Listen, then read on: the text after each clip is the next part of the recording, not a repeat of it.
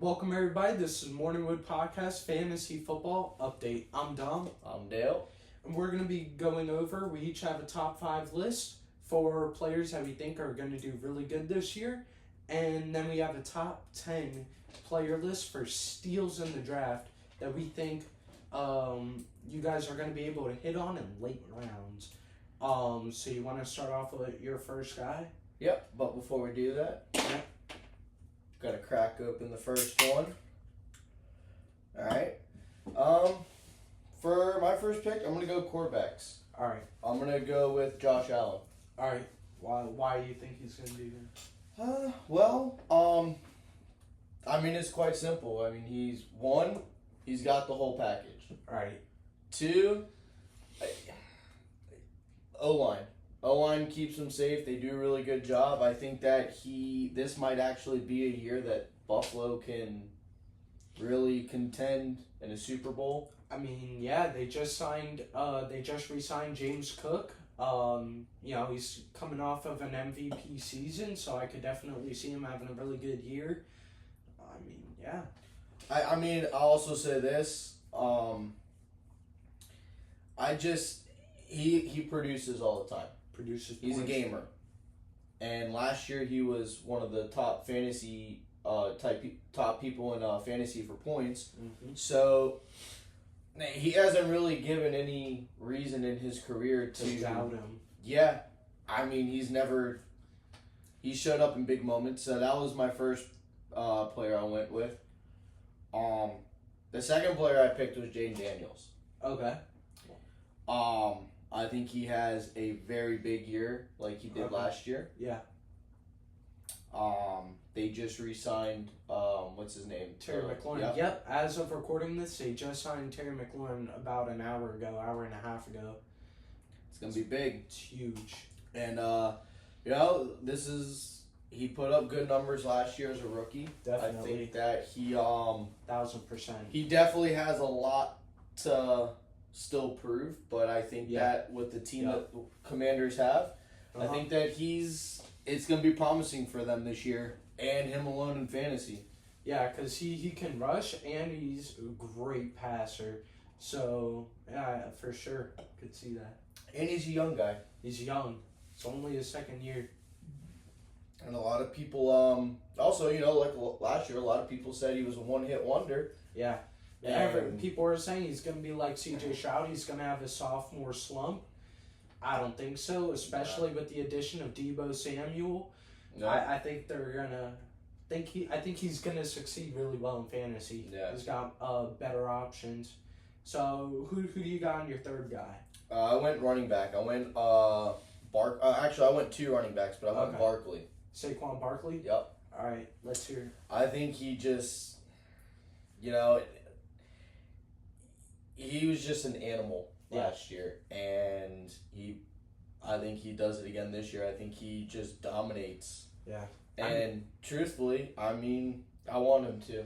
Yeah, especially with the Eagles O-line. It's one of the best O-lines in the league.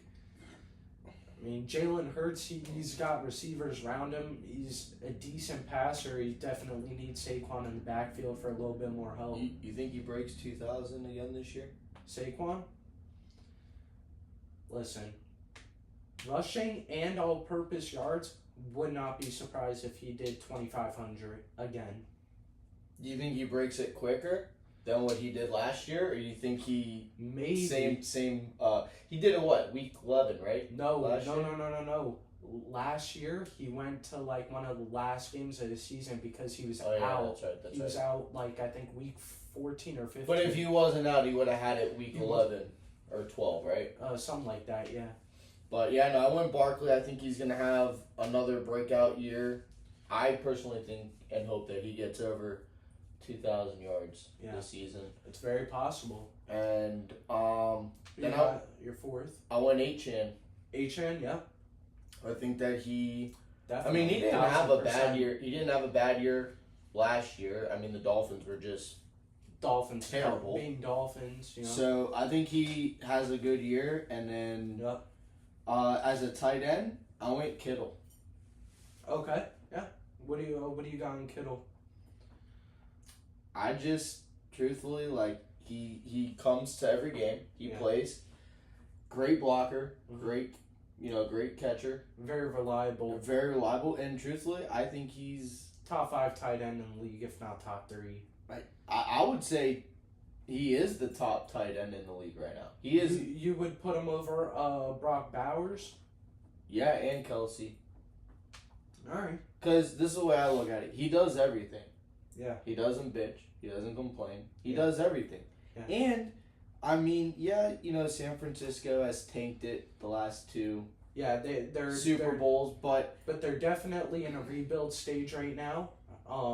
And Brock Purdy, I feel like this is his make it or break it year for him. no, I don't think that. No? I think he's proven himself. I Yeah. mean, it's not really his fault that the team tanked. Right. But, then again, like I said, he does everything. Yeah.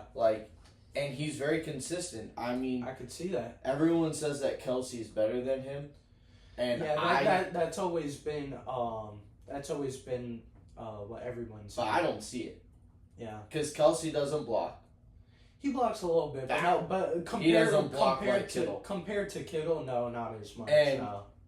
When you want to talk about some of the plays that Kittle does, Mm-hmm. he's Yeah. catching the ball and running more than 20, 30 yards with it. Right. Yeah. Kelsey catches the ball, he gets yardage, Mm-hmm. but it's Yeah. it's just, to me, I think Kittle's a better player, and that's just my preference on it. I mean, but those were my 5. All right. So I guess I'll go into my 5. Number 1, I have Puka Nacua, receiver for the Rams. I think, he's healthy this year. He got hurt in the middle of last year. Stafford's healthy this year. He got hurt last year. I think both of them are healthy. I guess with the addition of Devontae Adams, an elite, what do you call it? An elite receiver like him. Maybe not as much anymore, but he's a great veteran receiver. I think You can learn under him. Yeah, you could definitely learn under him. I think him being there might hurt him a bit, but I think now that him and Stafford are both healthy, I think he's going to be seeing a lot of catches, a lot of yards. He's great in the yards after reception. That team's gonna be dangerous this year. Yeah. Cooper Kupp's healthy too. Cooper Kupp's on the Seahawks. They traded him? Yeah.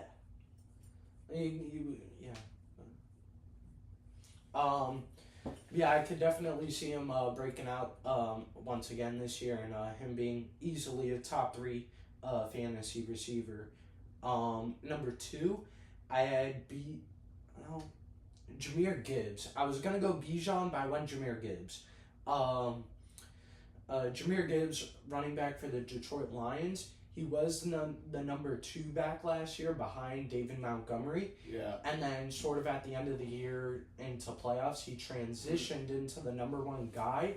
But now that he is the consensus number 1 running back this year for the Lions, he's going to be getting majority of the carries, and he's a great receiving back. Dude's insane. I think he's going to get a lot of carries, a lot of receptions. Like I said, him being the number 1 back this year, he's gonna get a lot of touches. Yeah. And he's averaging like 4 or 5 yards Yes. a carry. So Mm-hmm. I mean, he worked his ass off for it. So hats off to him. Yeah. Number 3, I got Lamar Jackson. At the start of his career, I wasn't too high on him because I just didn't think he really didn't have a good pass game. I thought it was all legs. As years have gone, he's improved. Coming off of a season, he had 2 MVP seasons. Coming off of last season, runner-up for MVP. I mean, he's working with what he's. Well, I was gonna say, when he came into the league, when he first came in, I mean, he really didn't have anyone to throw the ball to. Yeah. It was more of he's got it. It was like playing kill the man with the football. You get the ball and he'd have to run. I think he only had Andrews. He had Mark Andrews, Devin Duvernay. And Andrews is a tight end. Yeah, Devin Duvernay's a no-name wide receiver. Yeah. I mean, you got nobody to throw the ball to. You're going to have to run. Yeah. I mean, unfortunately, it's worked out for him.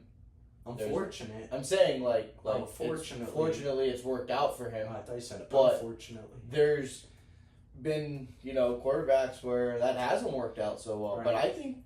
But I think he's always been good. Yeah, but now you saw Mark Andrews. You have a great number 2 guy in Isaiah Likely who can easily be another. He could go into a receiver spot for you. You have Zay Flowers, very reliable. And you also just picked up DeAndre Hopkins in the offseason. You have 4 great targets, and I mean, let's not forget, you have Derrick Henry in the backfield. Yeah, I was just about to say, he doesn't really have to.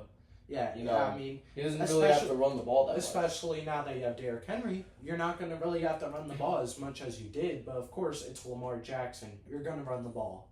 Yeah, but I mean, I look at it this way too.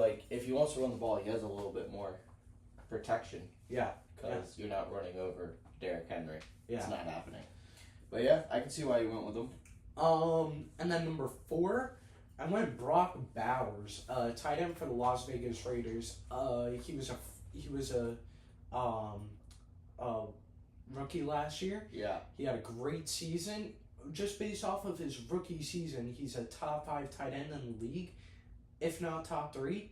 And look at who his quarterback was. It was Aiden O'Connell and Gardner Minshew. Two guys that are barely second string quarterbacks. And now he's gonna have Geno Smith at quarterback. Come on, under that Pete Carroll offense, he should have an astronomical year, and by the end of the year, he should be undoubtedly the best tight end in the league. I'm not gonna put him over Kittle, but I would say he's up there. But I'm saying at the end of the year, he will be one of the best tight ends in the league, if not the best.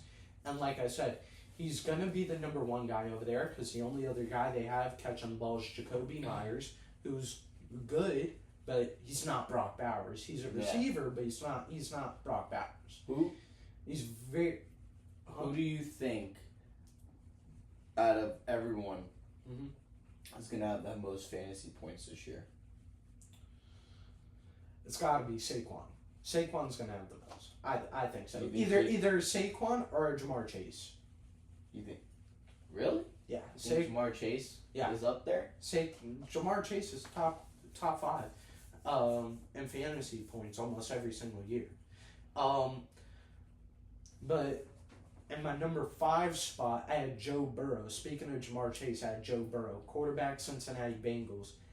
Not only is Joe Burrow healthy, Jamar Chase is healthy, and T. Higgins is healthy. All 3 of them are healthy. The only people that aren't healthy is that O-line. That O-line, it has sucked over and over again. Well, it's been their downfall, too, in the playoffs. Their O-line, their defense, the only reason why they get far is because of Hendrickson, Burrow, Jamar Chase, and T. Higgins. That's it. And like I said, now that all 3 of those guys are healthy, Joe Burrow's going to have a great year. And he's got Chase Brown, who was a standout running back last year, who in preseason last year, I saw him in preseason and I said, that kid's going to do good. He wasn't the starter at the beginning of the year, but transitioned into the starter. That I saw from day 1 that kid was going to be good. And now he's the number 1 guy over there and the running back, and he's a good receiving back too. So Joe Burrow should have insane passing yards all around. And hopefully he doesn't get injured again. Hopefully the O-line, blocks for him, and Let's get into another segment real quick. All right. Sanders. All right. Getting released for the incident. What do you think about it? Listen, at the end of the day, that was a draft pick for him. I know. At the end of the day, I do see why he did it. The Buffalo Bills guy was obviously in the wrong. I mean, You think the punishment's too harsh? yeah. I mean, I don't know how good he was doing in Training camp? yeah, I don't know how good he was doing in training camp. I saw him playing preseason games. He wasn't bad, but then again, he was going against practice squad players. The Buffalo Bills guy did, he continued to block him and push him back downfield, like after the whistle was blown. I saw the video. Yeah, it was clearly clear as day. Like it was at least 3 seconds after the whistle was blown. So I could see why he got mad. He's always been hothead ever since in Colorado. I mean, even out, what was it? Was it South Carolina or NC State where he played before he went to Colorado and played with his dad? Yeah, he's always been a hothead. He's always had issues on the field, and I mean, but listen, you think cutting your draft pick? He was a 4th round draft pick. No, he was a 7th. 7?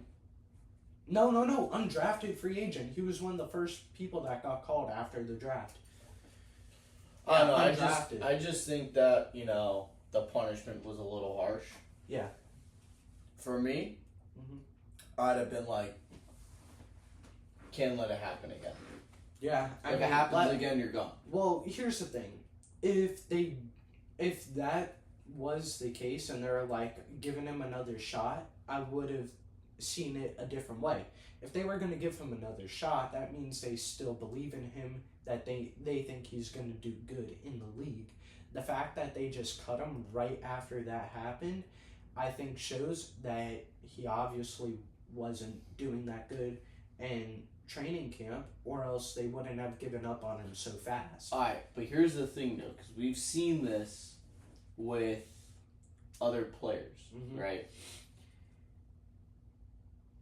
You think he can go somewhere else and be better? I don't know. Because Tampa Bay is hard. I don't know about Tampa Bay is hard. I mean, he's in a safety position where he's having to go against guys like Anton Winfield Jr. I mean, he's not going to beat him out, but that's another guy that they have in their safety room. I mean, because I just said, and their defense is always really, really good. So I mean, they have a defense coordinated coach, Todd Bowles. That was their defensive coordinator when they won the Super Bowl. I just say this. The reason why I bring it up is because you look at Mike Evans. Mike Evans has done far worse than just throw a punch. Yeah. So I mean, you might be right. They just didn't believe in him, or maybe the competition in training camp was just, a lot better than where he's at right now as a player and his development. No, but I could see another team signing him, like you said. I don't know about if he's going to do better, but I could definitely see another team signing him to a practice squad, maybe bringing him up for a game or two if someone goes down with an injury, or if he's starting to do good under a new playbook, new defensive scheme for a different team. I could see it 1,000%. But I have another thing I want to get into. 10 steals for fantasy drafts. Guys I think that are underrated, that I think are going to be going in late rounds, that I think you could take in either a late round or mid round, that are going to do just as good for you than guys that you're going to Alright, let's hear your top 10. Alright. So, starting off, I got Ja'Cory Krosky Merritt. He's a running back. He's a rookie running back for the Washington Commanders.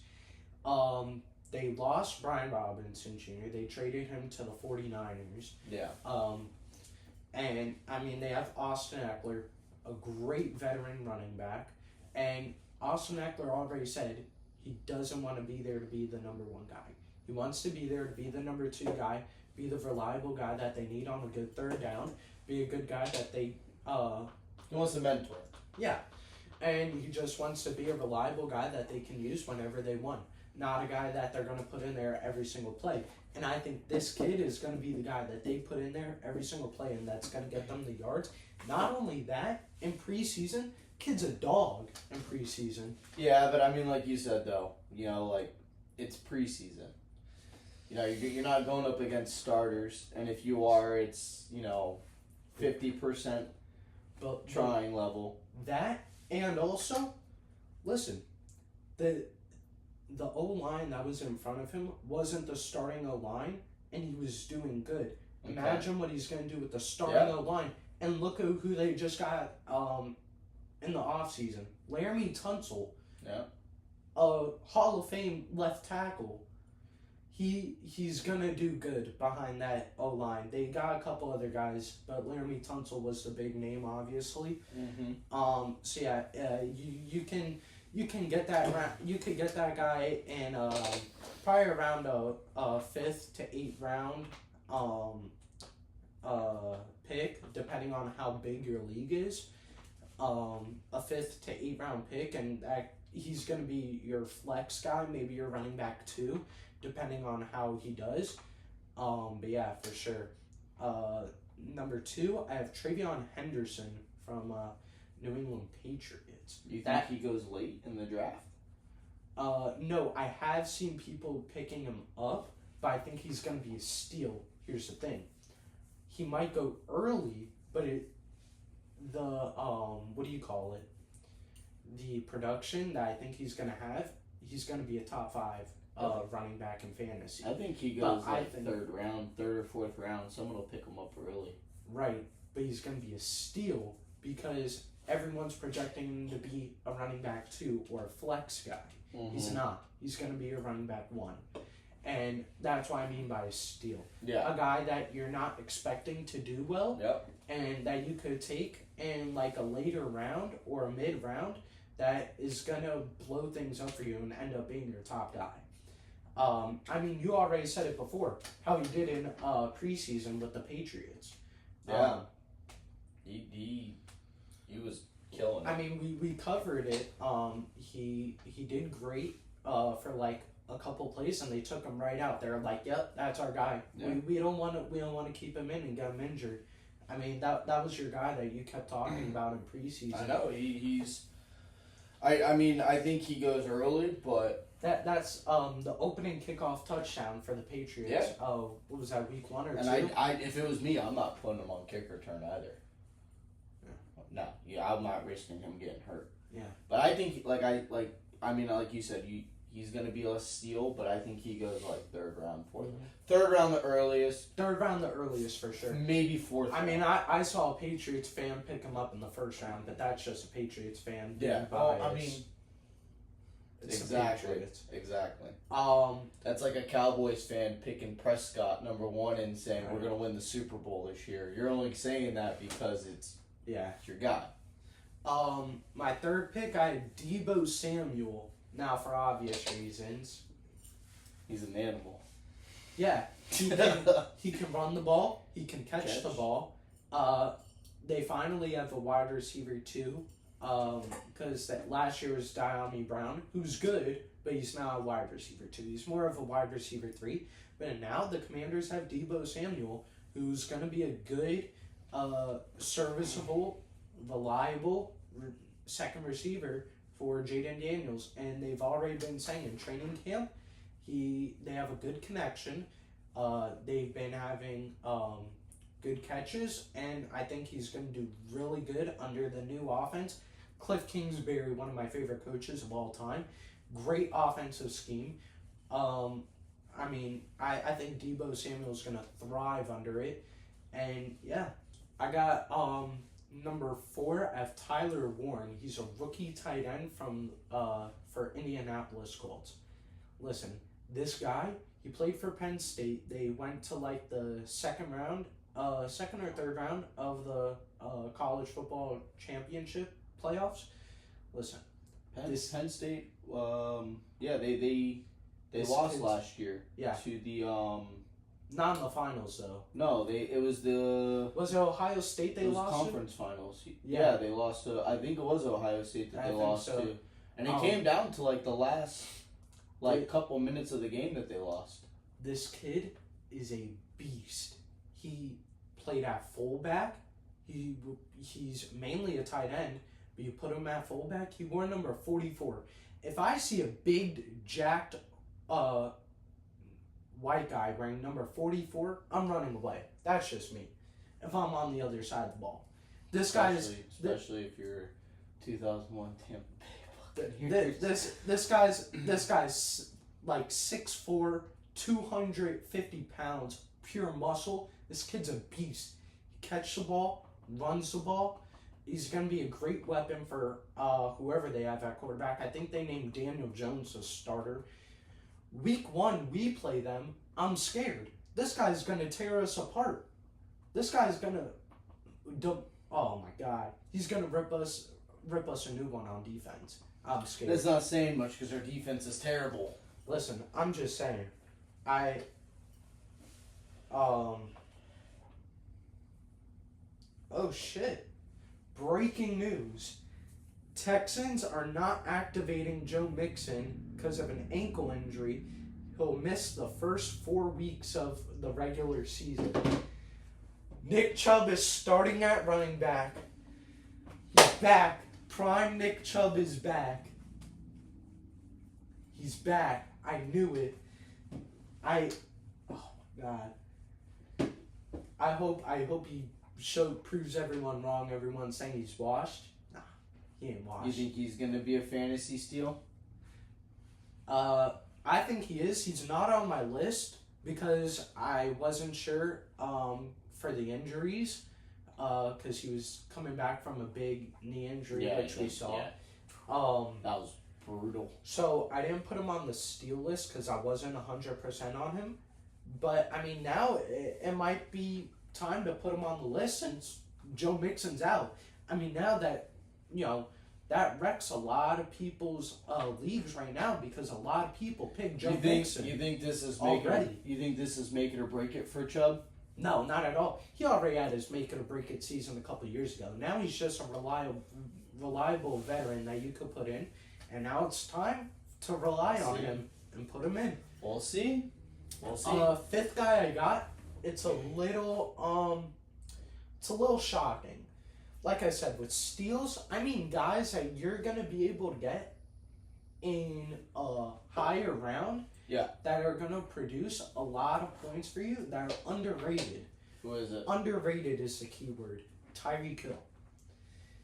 Listen, he's underrated right now. I see so many people saying their top 10 list of wide receivers. Not one person has put Tyreek Hill in their top 10 list. Honorable mentions I've seen, not in the top 10 list. I think it's insane. He had one bad year because... No, I agree. I'll say this. He had one bad year. I think you are right. I think he does bounce back. He's so underrated but right now. Here's where reality sets in. It's the Dolphins. Yeah. I love the Dolphins. And it's Tua, the possibility of Tua getting injured again.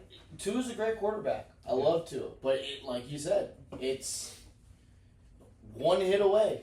Mm-hmm. And it's here we go. Yeah. And we haven't even named a second string yet. Yeah. And awesome.